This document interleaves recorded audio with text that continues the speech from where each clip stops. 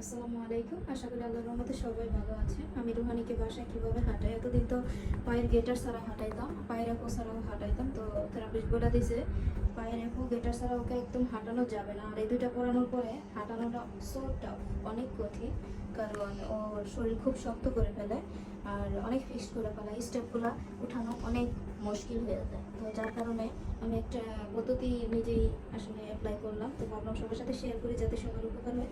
আর most important কথা, আমি কিন্তু কোমরে বেল্ট পরে নিছি, কারণ আমার কোমরের সমস্যা হচ্ছে, পায়েও সমস্যা হয়। তো আপনারাও যদি কোনো মার সমস্যা হয়ে থাকে, বাচ্চাকে হাঁটাতে যে কোনো ব্যথা, তো তারাও বেল্ট পরে নেবেন। সেকেন্ড, আমি একটা উন্না নিছি কেন, কারণ ওকে যখন হাঁটাবেন বা কারো সাপোর্টিং হ্যান্ড না হয়ে থাকতে পারে, যেমন আমি একা হাঁটাইতাম আগে, এখন একটা মেয়ে আমাকে হেল্প করে।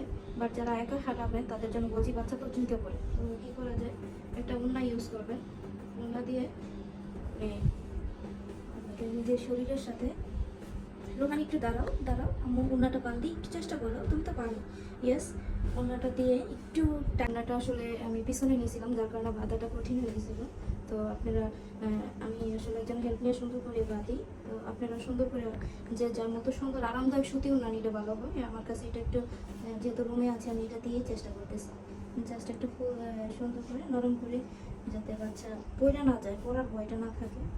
কোমরেও প্রেশারটা কম পড়ে, গলাতে দেওয়া যাবে না, জাস্ট বুকের এই সাইডে। তো এখন হাঁটবো আমরা, মানে দেখি হাঁটো তো। প্রথম সিস্টেমটা, পাও হাঁটতে হবে কিভাবে আমি দেখাই, তুমি আরও পিছনে যাও। হাঁটতে হবে হচ্ছে, আমরা যেহেতু মূলত একটা পায়ের উপরে ভর দিয়ে আরেকটা পা উপরে উঠে, ও এভাবে অল্প করে আগাতে হবে। সেকেন্ড স্টেপটাও পা দিয়ে, তো একটু চেষ্টা করবে, মানে একটু সামনে নেওয়ার চেষ্টা করো। তো আপু চেষ্টা করো, পা উঠাও উঠাও, টু, ভেরি গুড।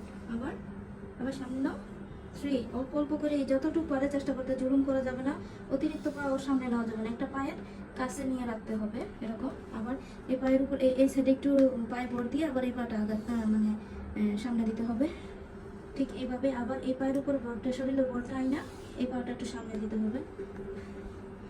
পাটা জুম করো, পাটা দেখা যাবে।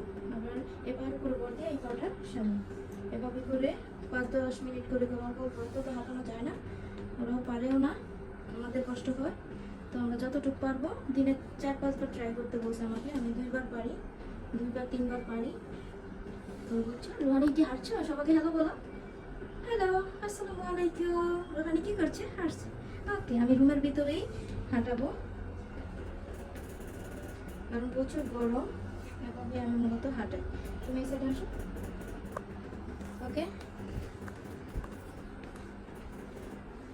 ওকে, আবার সামনে নাও, ভেরি গুড।